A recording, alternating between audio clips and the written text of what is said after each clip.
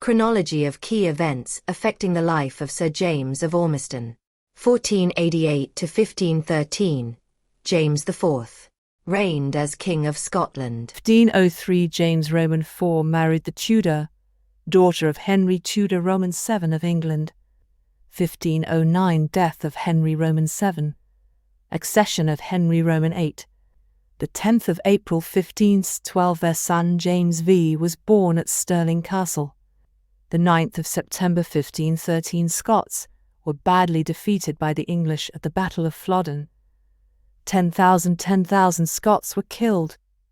King James Roman IV was overwhelmed in the battle and killed. Our Sir James Ormiston was not yet born. His uncle Rob, as a youth, and James' father George of Ormiston, age about 25 years, persevered and survived the battle. The 21st of September 1513, the coronation of the new King James V was performed at Stirling Castle in the Chapel Royal. Due to King James's death, his son, James V, was held captive by his natural mother Margaret Tudor and his new stepfather, Archibald Douglas, 6th Earl of Angus. His mother, Margaret, had married Archibald Douglas a year 1514 after James V father's death at the Battle of Flodden. 1515 Our James Ormiston was born about August 1515.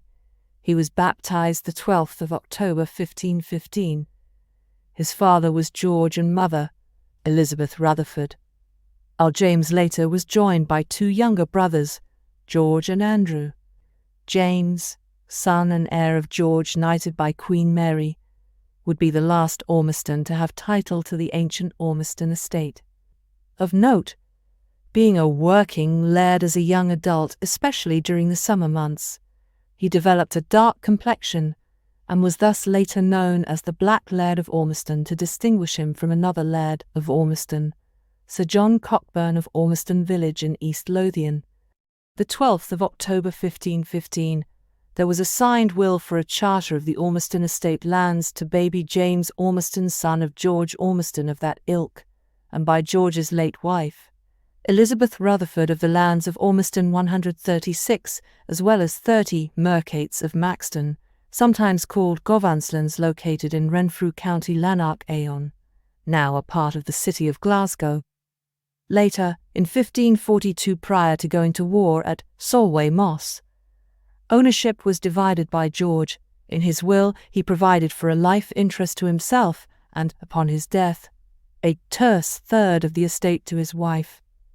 Presumably Elizabeth Rutherford had died between the revised will and its registration as a legal document. On the same day, there was a precept for the legitimation of James Ormiston, presumably 137, owing to consanguinity of the family's Rutherford relationship between George and his wife. 1523 Ormiston's estate and tower were devastated by the English army, commanded by General de Creux. 1526 to 1538, during this period Robert Ormiston of Old Melrose, second son of Robert Ormiston of that ilk, was the king's principal equerry. Of note, Robert Ormiston was accused with his nephew, James Ormiston, in the assassination of Darnley in 1567. He was tried with him and attainted. Robert previously had willed the Melrose estate to his oldest son John. John's oldest son, also named John, gave up the old Melrose estate in 1619. 1530, James Stuart was born. James Stuart, the second natural child of James V, better known in the 1560s as the Regent Moray, was the illegitimate son of James V by Lady Margaret Erskine. In later years, she became the wife of Sir Robert Douglas of Lochleven.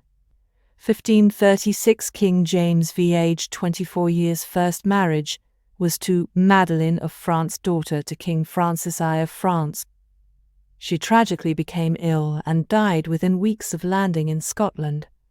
1537 in the next year, King James V's second marriage was to Marie de Guise of France. Over the next 5 years the union produced 3 children, James, Arthur and Mary. 1536 to 1537 Bothwell was born.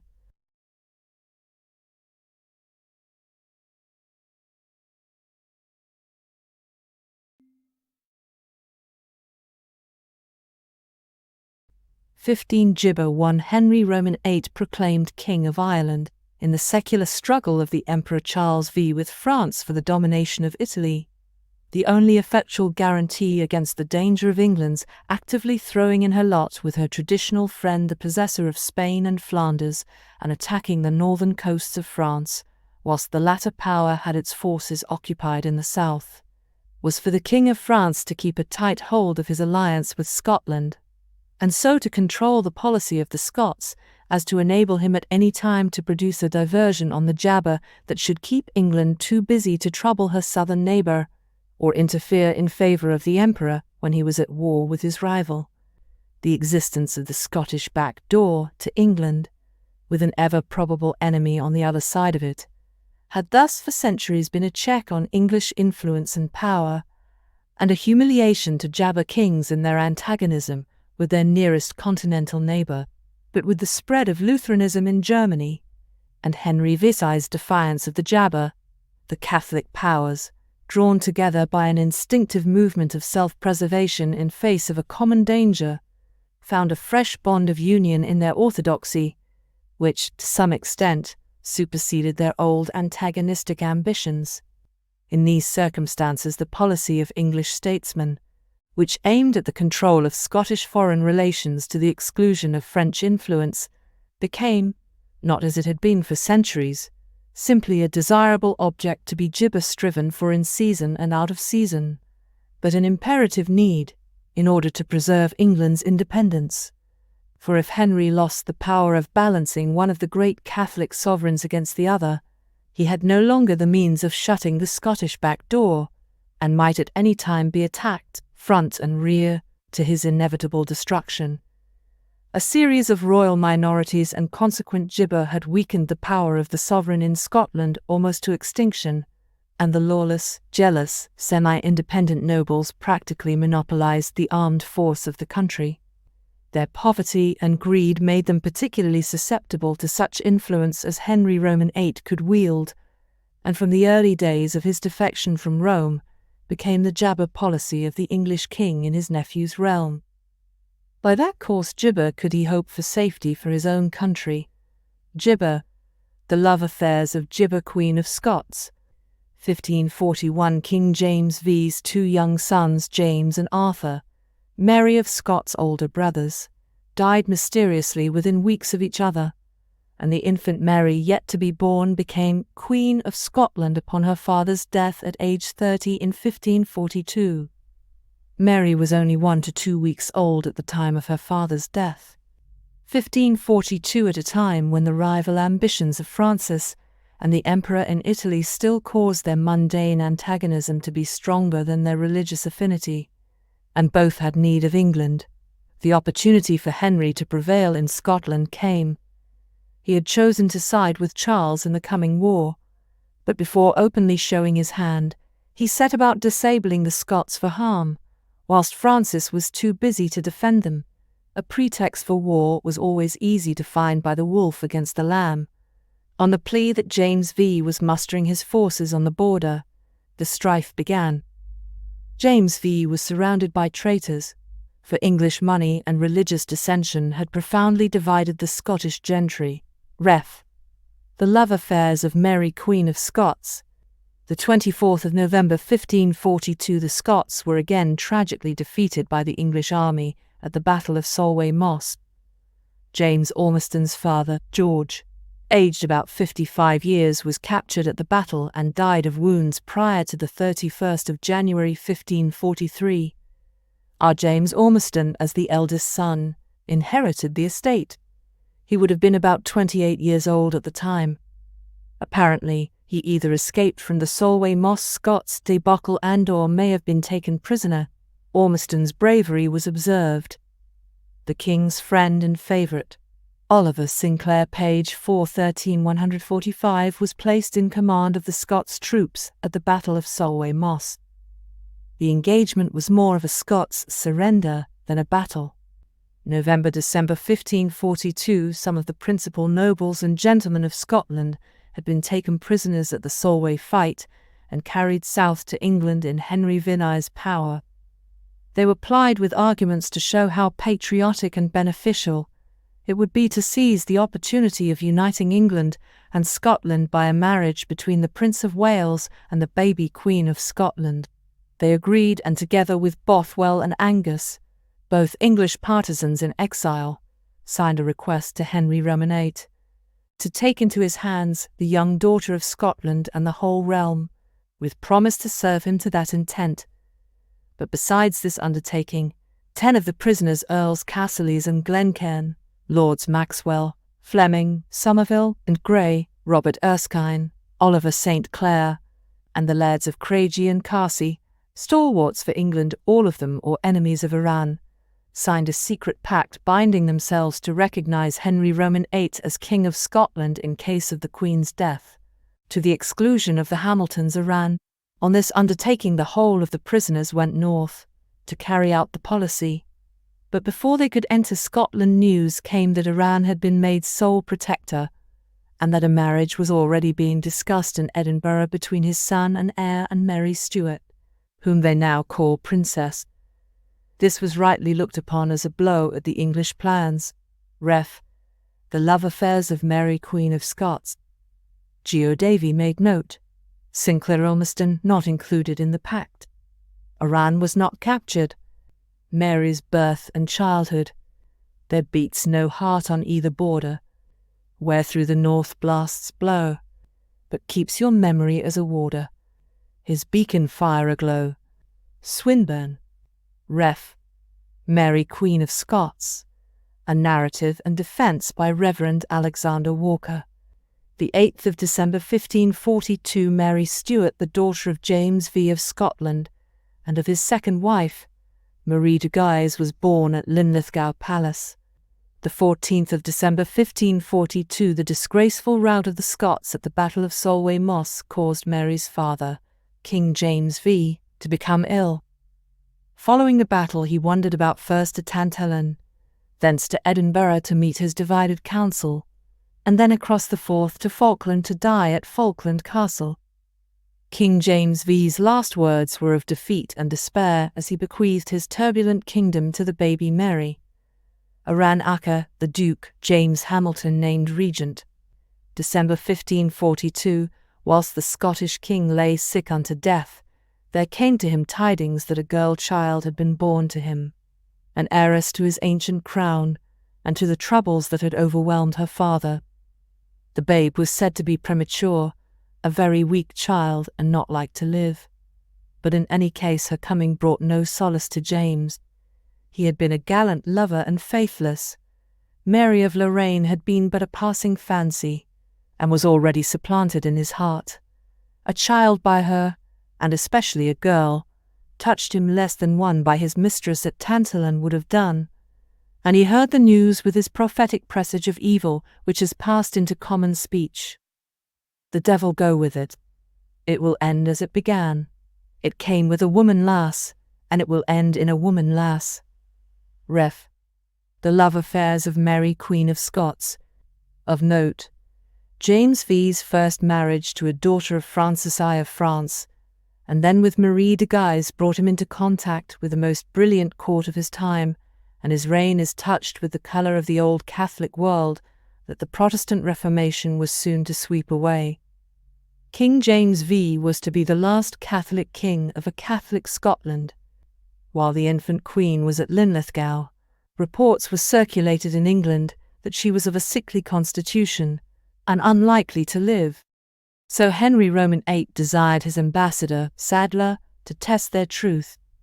Sadler went to Linlithgow, and on mentioning his business, was at once carried to the royal nursery, where the Queen Mother ordered the child to be stripped for his satisfaction.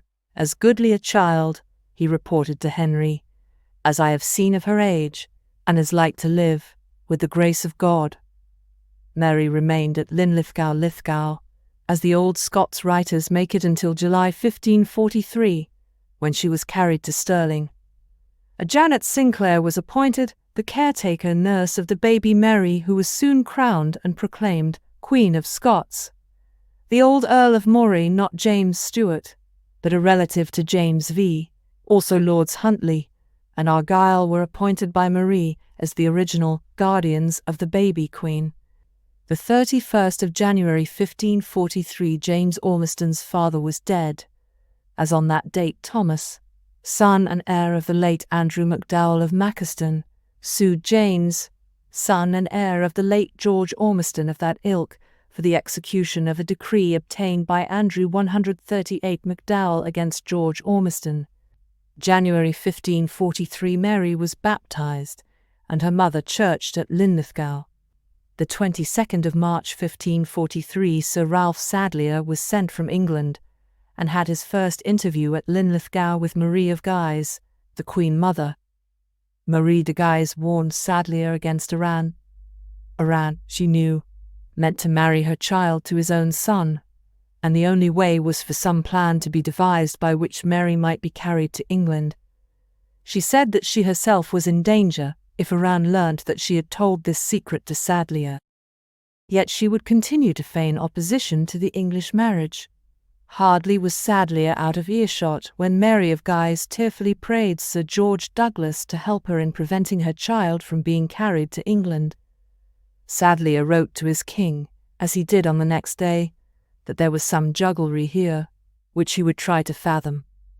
Iran, when sounded, vehemently protested his faithfulness towards England, and his approval of the marriage. He cared, he said, nothing for France, so long as he had Henry's friendship, and the cardinal was in safe keeping. Iran's falsity is evident here.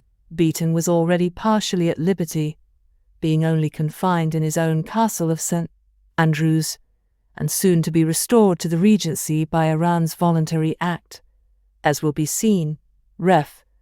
The love affairs of Mary Queen of Scots. June 1543, many cross-currents were influencing events.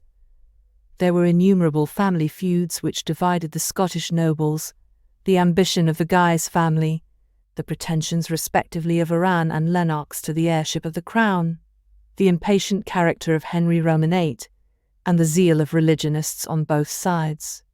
But for the moment the crucial point at issue was the possession of the 6-month-old bairn, now jealously guarded in Linlithgow Palace by her mother and the nobles appointed by Parliament. Ref. The love affairs of Mary Queen of Scots. July 1543, Henry Roman VIII was still wrathfully insistent upon the immediate delivery of the child queen who was to marry his son, and the complete abandonment of the French connection by Scotland. The Scottish nobles were summoned to Edinburgh by Iran.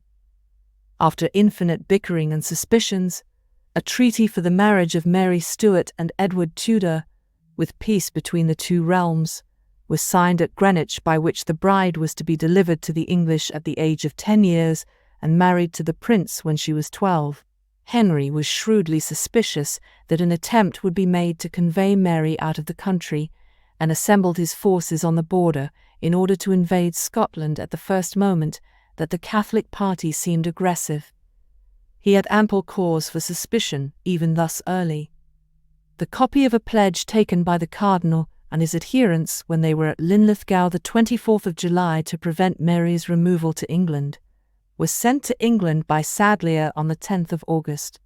This pledge was signed by several of the ex-prisoners who had been ostensibly favourable to English influence, and though Iran solemnly denied that he knew of it, subsequent events would seem to render his statement doubtful.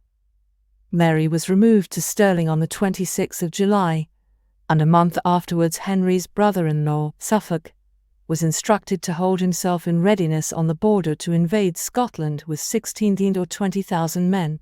Ref. The love affairs of Mary Queen of Scots. The 21st of July 1543, due to the threats of English invasion, Mary Stuart, then 7 months old, was carried by her mother from Linlithgow to Stirling and lodged in the square tower which looks out to the Grampians. The 25th of July 1543, at this time serious arguments had arose between Marie de Guise and the Earl of Arran, who the Scots nobles had established as regent. Arran then negotiated with Henry Roman VIII via the Treaty of Greenwich, a peace treaty. The treaty agreed for a marriage between the infant Queen of Scots and Henry's heir, Prince Edward Roman IV. It was also agreed that Aran Roman II was to be rewarded with the hand of Henry Visay's daughter Elizabeth for his young son, Aran Roman III. In addition, the royal castles of Scotland were to be garrisoned by English troops. The 3rd of September 1543 Aran fled from Edinburgh and joined the cardinal at Falkirk, near Stirling, where a general reconciliation took place with Huntly, Lennox, Murray, Argyll, and Bothwell. He had been forced to act as he had done, he said, by the King of England, who had urged him to despoil the church and sack the monasteries. The next day Aran did penance for his sins before the friars of Stirling, promising never to offend again. Then, taking the sacrament, he was formally absolved and delivered all effective power to the triumphant Cardinal Beaton. Ref. The love affairs of Mary Queen of Scots. 9. The 11th of December 1543, the little Queen was crowned Queen of Scots in the chapel of Stirling Castle by Cardinal Beaton. Henry Roman VIII then made continual attempts to get her into his custody, and great precautions to defend against the English invasion were taken at the castle.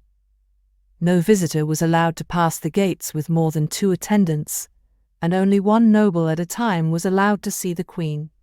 11. The 15th of December 1543 Cardinal Beaton achieved a personal ascendancy over Aran, and the Scots reneged on the betrothal. Beaton caused the Treaty of Greenwich with Henry Roman VIII to also be repudiated. The Cardinals' Parliament met in Edinburgh and declared that as Henry had not ratified the treaty within the stipulated time, the agreement made with England was at an end. Nor was this all. Representatives sent by Francis I were welcomed by the assembled nobles to request a renewal of the ancient alliance between France and Scotland. Cardinal Beaton and his friends, being authorized by the Parliament to conclude an agreement, signed the new treaty with France. Ref. The love affairs of Mary Queen of Scots. 1544. In the next year, Cardinal Beaton's actions then led to English army invasions of 1544 and 1545, in which Henry showed his resentment by devastation of the borders southeast Scotland, which the Scots euphemistically titled the Rough Wooing. Appalling atrocities and destruction were committed on the border counties and the Scots people by Henry's troops. January 1545, whilst Henry Roman VIII was still at war, news came to him that the governor Aran, the cardinal, and the other lords had agreed to give their queen to the French king to marry, and had signed and sealed a bond to send both queens into France next spring, and Henry retaliated by constant forays across the border. Montgomery de Belorges was sent from France to Dumbarton with a small force, but Francis had his hands full, and could not effectually protect his ally. Hertford's destructive raids in Scotland continued unchecked throughout the autumn with the assistance of the foreign mercenaries recruited for the purpose. Ref. The love affairs of Mary Queen of Scots. Geodavy also noted, estate of Ormiston was severely damaged. 1545 Scots defeat English at Ancram Moor. 1546 Henry Stuart Acre. Later Lord Darnley was born. Darnley was Mary's cousin and later her second husband. He was the son of Matthew Stuart, Earl of Lennox, whose family was of the royal stock. He was further closely allied to the English reigning house, his mother, the Lady Margaret Douglas, being the daughter of Margaret Tudor by her second marriage with the exiled Douglas, Earl of Angus, now residing in England. May 1546 Cardinal Beaton was murdered by the Protestant lords of the congregation at St. Andrews and the castle besieged. But Marie de Guise, in spite of the loss of her strongest ally, gained in strength through the military support she received from France. The 13th of January 1547 James Ormiston named William Linlithgow of Drigrange as surety to appear at the next Justice Eyre of Roxburgh for James Ormiston forcibly detaining James Sandilands Road, messenger at arms in execution of land claims purchased by John, Abbot of Jedburgh, and for Ormiston seizing and tearing the said letters. 139. The 28th of January 1547 Henry Roman VIII died of several infirmities, aged 55 years. the now famous Earl of Hertford, who had successfully led the border invasions into Scotland, was honoured with the title Duke of Somerset, as well as Regent of England on behalf of Henry's son, the young King Edward Roman VI. Accession of Edward Roman VI, 1547. At this time James Ormiston was approximately 32 years old, and his son, Walter, was born. James Ormiston's first wife was also deceased about 1547, perhaps in childbirth with Walter. He and Uncle Rob distinguished themselves in the Battle of Solway Moss.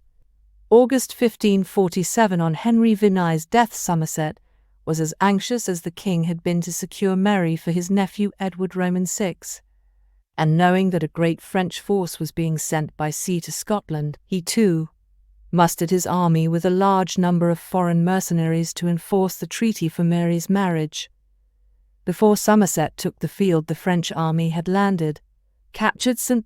Andrews and levelled the fortress to the ground, and once more England and France joined issue on Scottish ground for the possession of their exhausted quarry. Ref. The Love Affairs of Mary Queen of Scots. The 10th of September 1547, it was the 4th anniversary of Mary's coronation, when the disastrous Battle of Pinkie Cleuch occurred in the campaign brought about by the regent's refusal to carry out the English Treaty of Greenwich. The Scots army was badly defeated and several nobles captured. Hertford continued Henry's policy by again invading Scotland and forcing another Scots surrender at Pinkie Cleuch. The second Earl of Arran was the Scots commander. It was estimated 5,000 Scots were slain, and 1,500 were captured. As had happened in the past, English military resources and experienced troops inflicted another defeat upon the Scots. Still, as the year progressed, Somerset could not impose English occupation and domination of the surviving Scots. 1547. In the panic following on the rout of the Scots after the Battle of Pinkie Cleuch, Queen Mary was removed by her mother for greater safety to the island monastery of Inchmahome in the Lake of Menteith.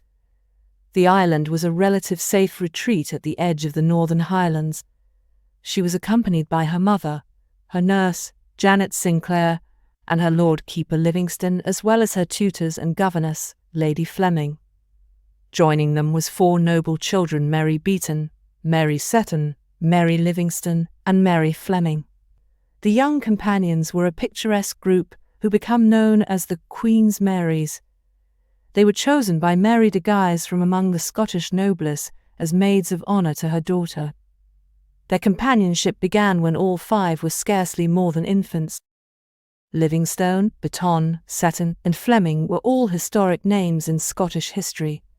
The Marys flourished at Inchmahome under the care of Janet Sinclair and the instruction of the prior John Erskine, the Queen's tutor, together with Lady Fleming. The 24th of September 1547, after the invasion of Somerset into Scotland, culminating in the victory of Pinkie Cleuch, the Laird of Ormiston 140 with other captured notables as English prisoners were forced to provide an oath of a future allegiance to the King of England as a condition of their release.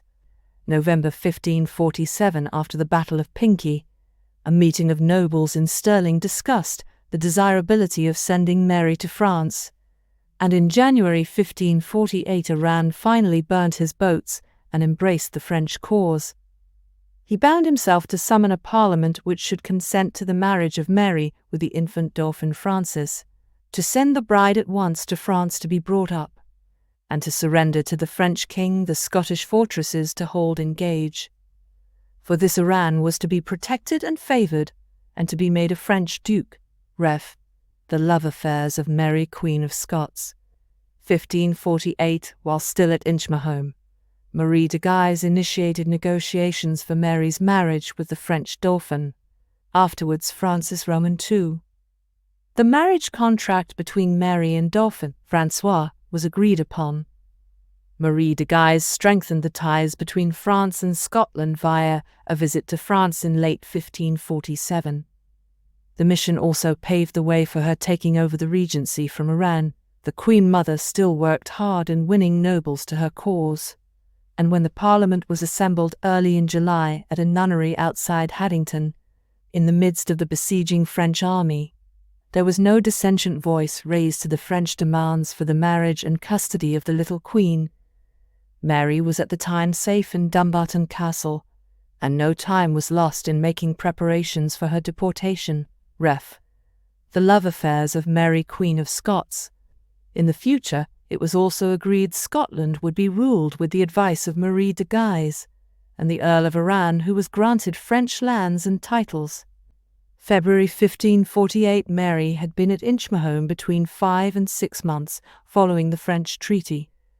She was taken to Dumbarton, and from there, on the 7th of August, given the acute danger that Scotland would become an English province, Marie de Guise sent her daughter, along with the loyal supporters and servants, to be brought up at the court of France. August 1548, with such state and splendour as Scotland could afford, Mary was surrounded during the last days she was to spend as a child in her own realm. The two lords who had hitherto protected her so well, Erskine and Livingstone, were still with her, and Lady Fleming, her step-aunt, who had cared for her education so far. Many girls and boys of about her own age, daughters and sons of Scottish nobles, formed her juvenile court, and especially 4 young Marys, Fleming, Livingstone, Seton, and Beaton, were her maids and constant companions. 2 at least of her bastard half-brothers accompanied her on her voyage: Robert Stewart, Abbot of Holyrood, and his younger brother, the Prior of Coldingham, but the eldest, James Stewart, Prior of St. Andrews, who so profoundly influenced her after life, remained with another brother for a time longer in Scotland. Ref. The love affairs of Mary, Queen of Scots. 1548, the 4 Marys would share her studies and girlish games. They enjoyed the splendours of her debut and brief reign at the French court. To Mary Seton and Mary Livingstone belonged the distinction of having clung to Mary's fallen fortunes in her days of defeat and disaster. In later years, Mary Stuart would be introduced to James Ormiston when he was in France as an emissary of Scotland. The progress of her education, but fairer far than all the crowd who bask on fortune's tide, effulgent in the light of youth, is she, the new-made bride, the homage of 1,000 hearts, the fond, deep love of one, the hopes that dance around a life whose charms are but begun. Bell. Ref. Mary, Queen of Scots. A narrative and defence by Reverend Alexander Walker. The 14th of August 1548, the foot of Mary Stuart first touched the soil of France at the little port of Roscoff in Brittany. Mary arrived in France at a favourable time for female education. The new learning for ladies, that had become fashionable throughout Europe, found its noblest centre in the court of Francis I and Henry Roman II, and the great movement that gave to England such erudite ladies as Queen Elizabeth, Lady Jane Grey, Lady Bacon, and Lady Cecil, gave to France the elder Princess Margaret de Valois, Renée of France, Duchess of Ferrara, Jean d'Albret, Mary Stuart, and her fellow pupils the Princesses Elizabeth and Claude. Ref. The love affairs of Mary, Queen of Scots. 1548, Mary's half-brother, James Stuart, at 17-18 years old, was also sent to France to complete his education. Like many of the natural sons of noble houses in those days, he was bred for the church and was created Prior of St. Andrews. However, in his 22nd year, he embraced the Reformed faith and henceforth was one of the most zealous leaders among the Protestant lords of the congregation. The 23rd of February 1549, the Laird of Ormiston, along with other Scots nobles, renounced his allegiance to England in a formal legal bond.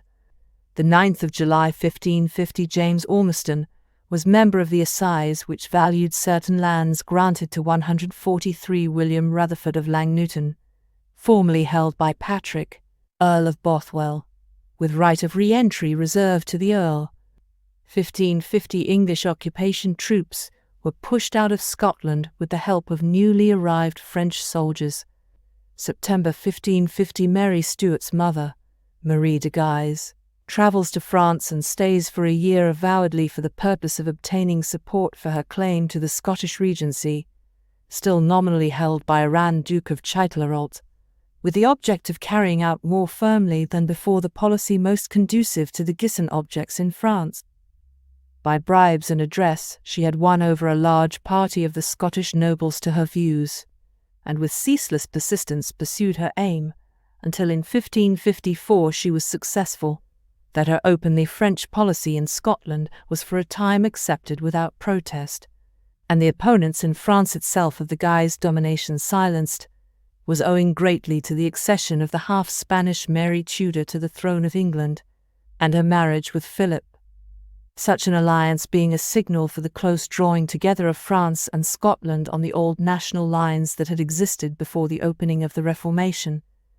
This was, however, but a passing phase, which disappeared when Elizabeth succeeded and pledged England to an anti-papal and nationally independent policy. Ref. The love affairs of Mary Queen of Scots.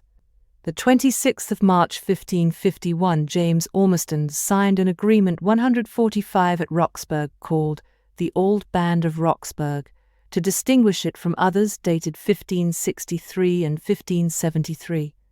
The 5th of July 1551, meanwhile, on the borders, as part of a surety bond for James Ormiston, Walter Scott of Sinton 146 bound himself to pay 250 marks on a mortgage to Ormiston's uncle Robert Ormiston of the New Hall, Acre, Old Melrose.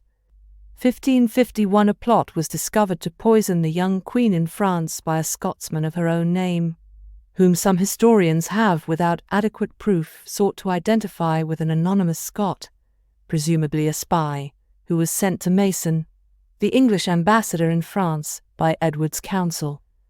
But it does not appear probable that Somerset's government would at this period have run the risk of entering into such a murder plot, by which, for some time at least, no great advantage could be gained by England. Ref. The love affairs of Mary Queen of Scots. 1552, on the other hand, the interest of the Hamiltons in the early disappearance of Mary is obvious. In the meanwhile, the child grew in beauty and precocity. The staid, dignified little letter written to her mother shows her direct initiative at several points. Her mother had charged her with secrecy upon certain matters. Mary writes back, "I have shown the letters to my uncle Guise, as I thought you would wish me to do so, although in view of the orders you send me, I should not have shown them to anyone. Only I was afraid that I should not be able to understand them without his help. I would have written to you in cipher, but my secretary tells me it is not necessary yet."